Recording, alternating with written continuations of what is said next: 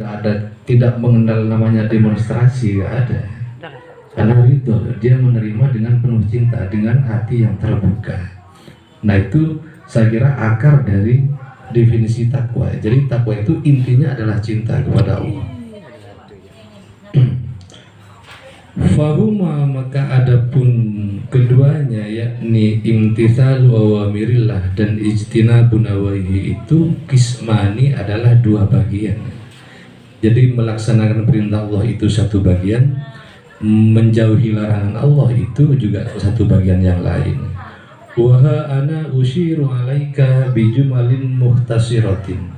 Waha ana, dan di sini aku, kata beliau, usyiru, akan menjelaskan siapa aku, alaika, terhadapmu, bijumalin muhtasiratin, dengan jumlah atau rangkuman yang ringkas ya. Jumlah atau rangkuman atau penjelasan yang ringkas ya. Min dhahiri ilmi taqwa, tentang zahirnya ilmu taqwa. Jadi di kitab ini beliau akan membahas tentang zahirnya ilmu taqwa itu secara ringkas, kata beliau. Fil kismaini, di dalam dua bagian itu, yakni awamirillah dan wajtinabin nawahi, itu jami'an, secara keseluruhan. Jadi nanti dua unsur takwa ini akan dijelaskan oleh beliau secara ringkas. Wa ulhiku, dan aku akan menambahkan, kata beliau, kisman salisan, kepada bagian yang ketiga. Liyasiru, agar menjadi hadal kitabu, apa kitab ini, jami'an, ialah lengkap atau komplit ya. Kemudian lagi komprehensif. Kemudian itu mencukupkan, artinya tidak butuh keterangan lagi, tidak butuh pertanyaan lagi. Saya bahasakan komprehensif lah biar mudah. Jami'an yang komplit, khobar ya. Liyasiru, agar menjadi hadal kitabu, apa kitab ini, jami'an, ialah komplit, kemudian lagi komprehensif. Wallahul musta'an, dan adapun Allah al-musta'an adalah tempat meminta pertolongan. Nah jadi kembali ingin saya tegaskan tentang konsep takwa ini ya. Jadi biar kita eksplorasi lebih dalam lagi. Saya tertarik ingin menyinggung masalah konsep ridho tadi. Jadi pernah suatu ketika Rabi'ah al-Adawiyah itu ditanya oleh sahabatnya. Sahabatnya itu bertanya, mata yakunul abdu radiyan, katanya. Kapan seorang hamba itu disebut ridho kepada Allah? Nah kemudian beliau menjawab, qalat idza sarrathul musibah kama sarrathun ni'mah. Ini jawabannya sangat angker ya. Idza sarrathul musibah, apabila dia senang oleh datangnya musibah, kama sarrathun ni'mah, sebagaimana dia senang dengan datangnya nikmat. Kira-kira kita bisa nggak seperti itu?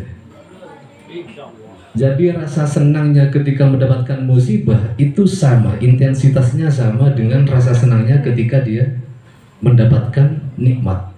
Itulah ridho menurut beliau, menurut Rabi'ah al-Adawiyah. Idza sarrathul musibah kama sarrathun nikmah. Jadi ketika seseorang merasa senang, artinya merasa nyaman, dia tidak bermasalah ketika oleh Allah diberi ujian, diberi musibah, ketika diberi cobaan. Itu sama sekali tidak merasa susah, justru dia senang sebagaimana dia merasa senang ketika diberi nikmat oleh Allah. Nah mungkin kita untuk bisa sampai pada level seperti itu butuh perjuangan keras ya. Tapi minimal kita masih berusaha, punya harapan untuk terus naik level kesadaran gitu kan. Minimal seperti itu. Nah itu tentang ridho Allah. Nah kemudian ada satu juga konsep yang sangat menarik saya kira, yang pernah diucapkan oleh Rasulullah. Beliau pernah berkata, ridhollahi fi ridhol walidaini. Ini cocok buat kita para orang tua ini. Jadi bahwa ridho Allah itu berada pada ridho kedua orang tua. Nah hadis ini saya kira, saya analisa itu bisa dimaknai dari dua sudut pandang. Yang pertama sudut pandang anak, yang umum kan seperti itu.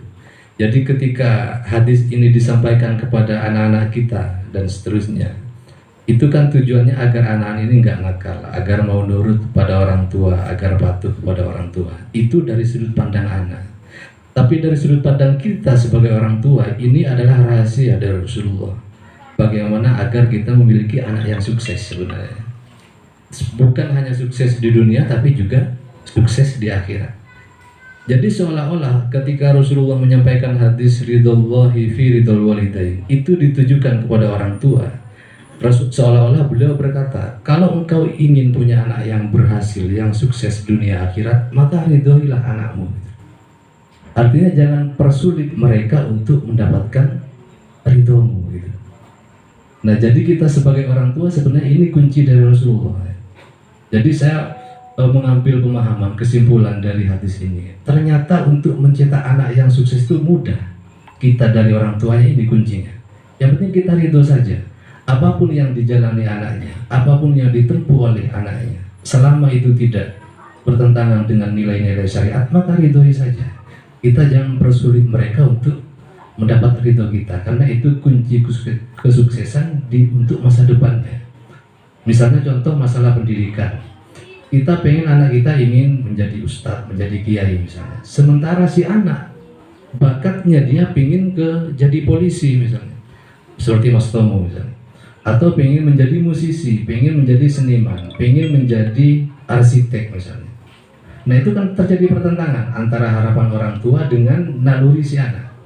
Nah, kita di situ sebagai orang tua harus belajar mengalah. Jadi kita ikuti saja, ridhoi saja.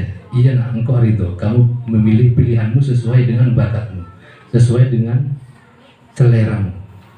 Kalau itu yang sudah menjadi jalanmu, aku ridho. Insya Allah anak itu akan sukses di bidangnya, di bidang yang dia jalani. Jadi itu kunci suksesnya ada pada diri kita masing-masing sebagai orang tua. Nah, ini terkadang banyak tidak disadari. Malah ketika misalnya si anak itu tidak sesuai pilihannya dengan pilihan orang tua, malah orang tua cenderung mengutuk kan. Ya pengkon lagi cok, ya pengkonku, karena itu lagi pengkon. Nah, makanya Rasulullah mengatakan ad-du'a nisful kalam. Jadi doa dari perkataan dari orang tua itu bisa menjadi doa untuk anak-anaknya.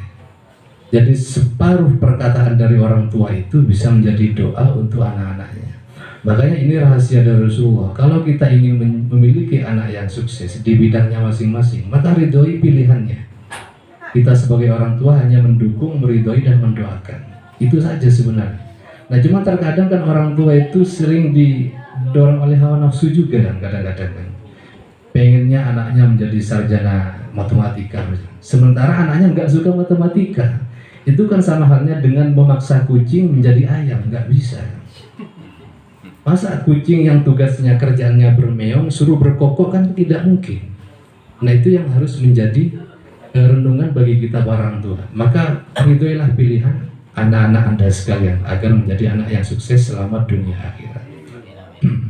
Saya teringat pada kisah waliullah yang kita kenal ya, Kiai Abdul Hamid Pasuruan. Beliau itu ketika kecil sangat nakal sekali, dalam kisah itu diceritakan. Bahkan pernah satu ketika umminya sedang sholat ya, beliau Kiai Hamid masih sekitar umur 5-6 tahun nanti. Beliau itu waktu itu sedang bermain-main dengan menggunakan semacam tongkat atau kayu gitu. Pas umminya sujud, tongkat itu dipukulkan ke kepala umminya itu.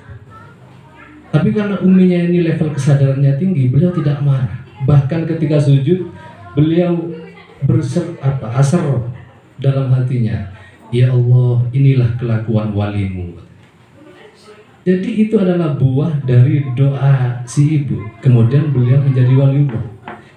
Coba kalau kita misalnya pas anak kita mukul kepala kita, paling langsung iko bene saya peleler, pertel lagi jom, jadi apa lagi jom.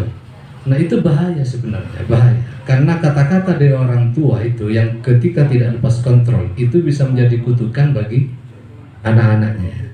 Makanya saya kira kita perlu belajar bagaimana caranya menjadi orang tua ya.